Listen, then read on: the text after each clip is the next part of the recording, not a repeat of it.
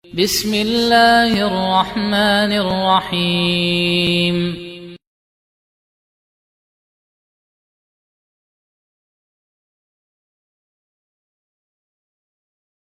Allah Azza wa Jalla memerintahkan kepada Rasulullah sallallahu alaihi wasallam untuk berkata, "Kul, katakan wahai Muhammad, inni la amliku lakum darra wala rasyada." Sesungguhnya aku tidak memiliki bagi kalian bahaya atau manfaat. Tidak menguasai bagi kalian suatu bahaya apapun ataukah suatu manfaat. Ini Allah perintahkan kepada Nabi sallallahu alaihi wasallam untuk mengabarkan kepada umat beliau. Kemudian, "Kul inni la yujirani minallahi ahadun." Katakan wahai Muhammad, sesungguhnya tidak ada seorang pun yang bisa melindungi aku dari Allah. Para ulama ahli tafsir menjelaskan kenapa ayat ini turun. Karena ada bangsa jin sok mengatakan, kami akan melindungi Muhammad sallallahu alaihi wasallam. Maka turun ayat ini. Allah suruh mengatakan, katakan kepada manusia dan jin semuanya, tidak ada yang bisa melindungi aku dari azab Allah seorang pun. Jadi andai Nabi sallallahu alaihi wasallam diazab oleh Allah, tidak seorang pun yang bisa melindungi beliau. Tidak pula diri beliau sendiri. Namun tentunya kita meyakini Rasulullah sallallahu alaihi wasallam tidak mungkin diazab oleh Allah karena itu sudah ketetapan Allah. Beliau bahkan orang yang paling selamat, yang pertama masuk surga. Ini cuman pengandaian. Andai Allah ingin mengazab Nabi sallallahu alaihi wasallam, tidak seorang pun yang bisa melindungi beliau, tidak pula diri beliau sendiri. Walan ajida min dunihi multahada. Katakan juga kepada mereka wahai Muhammad, dan aku tidak akan menemukan selain Allah tempat aku berlindung.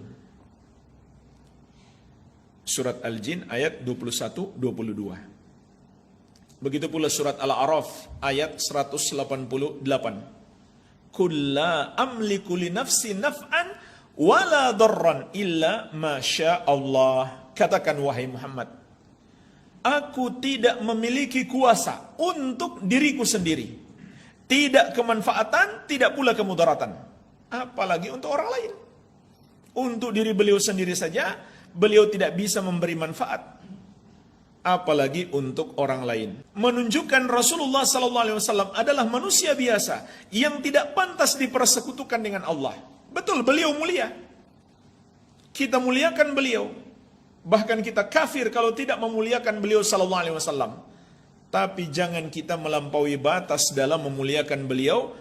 Jadi tidak ada makhluk yang lebih kita muliakan, yang lebih kita cintai daripada Rasulullah sallallahu alaihi wa ala alihi wasallam.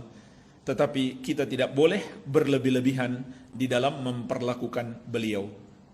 Dan beliau sendiri melarang hal tersebut.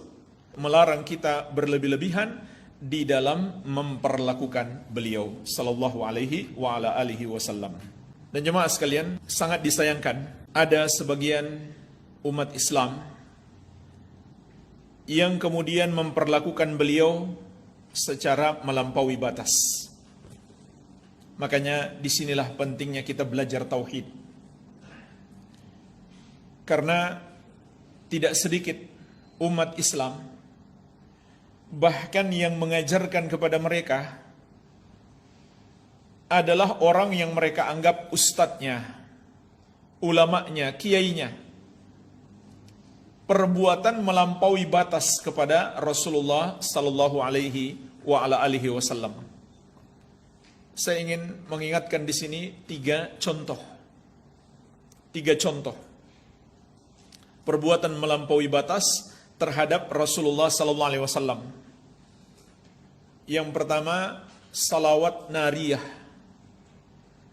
Yang kedua, doa li khamsatun. Kemudian yang ketiga, syair burdah. Mari kita bahas secara singkat. Bagaimana bunyi salawat nariyah? Allahumma salli salatan kamilah wa sallim salaman taman ala sayyidina Muhammadin alladhi tanhallu bihi al-uqad wa tanfariju bihi al-qurab wa tuqda bihi al-hawaij wa tunalu bihi ar-raghaib wa husnul khatimah, dan seterusnya. Artinya apa? Ya Allah, limpahkanlah salawat yang sempurna dan curahkanlah salam yang penuh kepada beliau, kepada Sayyidina Muhammad sallallahu alaihi wasallam. Dengan Nabi Muhammad sallallahu alaihi wasallam terlepas ikatan, terselesaikan masalah, hilang segala kesusahan, terpenuhi semua hajat, dapat diraih semua harapan dan husnul khatimah. Inilah bunyi salawat nariyah. Ini contoh yang pertama, dibuat-buat oleh umat Nabi Muhammad sallallahu alaihi wasallam, melampaui batas kepada beliau. Contoh yang kedua, doa li khamsatun. Ini menjadi terkenal saat wabah melanda. Bagaimana bunyi doanya? Gak usah dihafal ya. Li khamsatun udfi biha harral waba'il hatimah al-Mustafa wal Murtada wabnahuma wa Fatimah. Aku memiliki 5 yang dengannya aku memadamkan panasnya wabah yang membinasakan atau menghancurkan. Siapa 5 itu? Pertama Al-Mustafa, yaitu Nabi sallallahu alaihi wasallam. Yang kedua Al-Murtada, maksud mereka adalah Ali bin Abi Thalib. Yang ketiga dan keempat anak beliau dan Fatimah, yaitu Al-Hasan dan Al-Husain. Kemudian yang kelima Fatimah, putri Nabi sallallahu alaihi wasallam. Jadi semuanya adalah 5. Jemaah sekalian, antara salawat nariyah dan li khamsatun itu memiliki kesamaan. Dua-duanya menggunakan huruf ba. Menggunakan huruf ba di kasrah, bi. Jadi, dalam salawat nariyah disebutkan tanhallu bihi al-uqad wa tanfariju bihi al-qurab wa tuqda bihi al-hawaij wa tunalu bihi ar-raghaib wa husnul khatimah. Dengan Nabi Muhammad sallallahu alaihi wasallam terlepas ikatan, terselesaikan masalah, hilang segala kesusahan, terpenuhi semua hajat, dapat diraih semua harapan dan husnul khatimah dengan Nabi Muhammad sallallahu alaihi wasallam. Begitu pula dalam doa li khamsatun, itu juga menggunakan bi, utfi'u biha, aku padamkan dengannya. Maka jemaah sekalian, kalimat ini mengandung 2 makna dan juga hukumnya dipengaruhi oleh niat orang yang mengucapkan. Pertama, kalau mereka niatkan lafaz ini untuk meminta kepada Rasulullah sallallahu alaihi wasallam atau meyakini bahwa beliau sallallahu alaihi wasallam, begitu pula Ali, Al-Hasan dan Al-Husain dan Fatimah yang menghilangkan kesusahan mereka, maka tidak diragukan lagi ini adalah syirik besar. Kalau mereka niatkan atau mereka meyakini Nabi Muhammad sallallahu alaihi wasallam, begitu pula Ali, begitu pula Al-Hasan dan Al-Husain dan Fatimah bisa menghilangkan kesusahan mereka, atau mereka berharap kepada Nabi sallallahu alaihi wasallam dan kepada Ali, Al-Hasan dan Al-Husain atau Fatimah. Mereka berharap supaya bisa menghilangkan kesusahan mereka. Maka tidak diragukan lagi ini adalah syirik. Padahal Allah Azza wa Jalla berfirman, sebagaimana telah kita pelajari, amma yujibul muttarra idza da'ahu wa yakshifus su'a. Siapakah yang dapat mengabulkan doa orang yang kesusahan tatkala dia berdoa kepadanya dan menghilangkan keburukan itu? Tidak ada selain Allah Subhanahu wa taala. Baik, dan makna ini memungkinkan dengan adanya huruf ba di situ. Baik. Makna yang kedua, kemungkinan makna yang kedua dan juga niat mereka apabila diniatkan cuman untuk tawasul. Jadi mintanya kepada Allah, berharapnya kepada Allah, yakinnya kepada Allah. Ini 3 hal yang biasanya ada dalam doa. Minta, berharap, dan yakin. Kalau 3 hal ini ditujukan kepada Rasulullah SAW atau kepada Ali atau Al-Hasan dan Al-Husain atau Fatimah atau kepada siapapun, maka tidak diragukan lagi itu adalah syirik besar.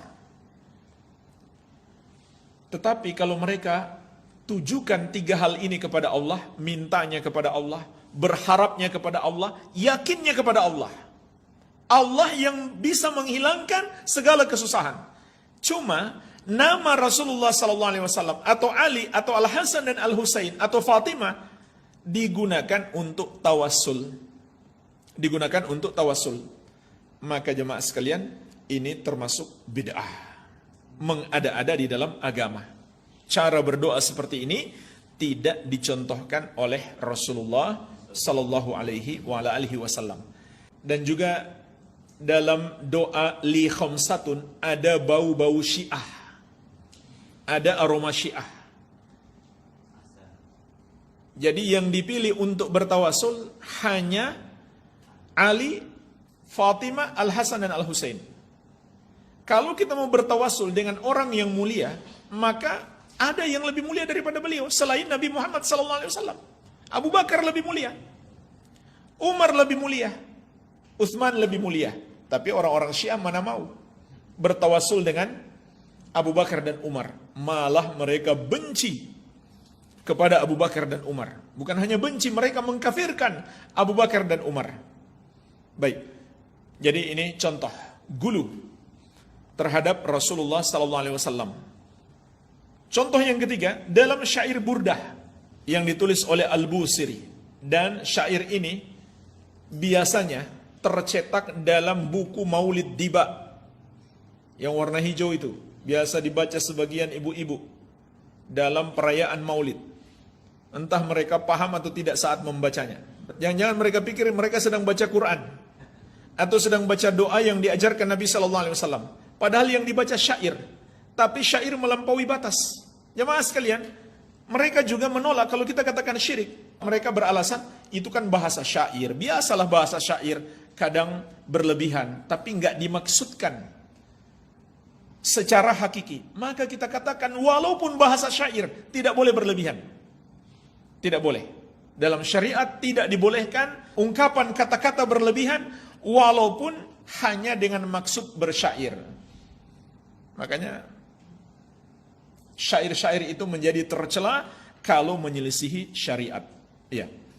Nah, diantaranya syair sekaligus juga mengandung doa yang ada dalam kasidah Burdah atau syair-syair Burdah.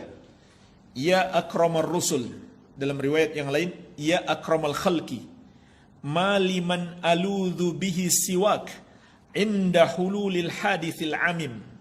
Wahai Rasul yang paling mulia. Dalam riwayat yang lain, wahai makhluk yang paling mulia, tidak ada tempat aku berlindung kecuali kepadamu. Ketika aku ditimpa malapetaka. Subhanallah. Ini sudah jelas kesyirikan. Dan tadi sudah kita sebutkan surat Al-Jin. Nabi SAW diperintahkan oleh Allah untuk mengatakan, walan ajida min dunihi multahada, dan aku tidak mendapatkan selain Allah tempat aku berlindung. Nah, di sini dia katakan tidak ada tempat aku berlindung kecuali kepadamu, wahai Muhammad, makhluk yang paling mulia atau Rasul yang paling mulia. Ini jelas kesyirikan.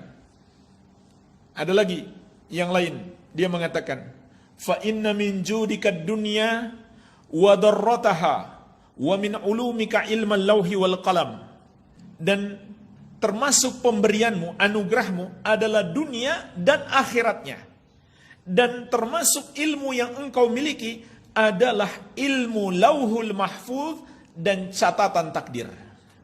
Subhanallah, ini melampaui batas.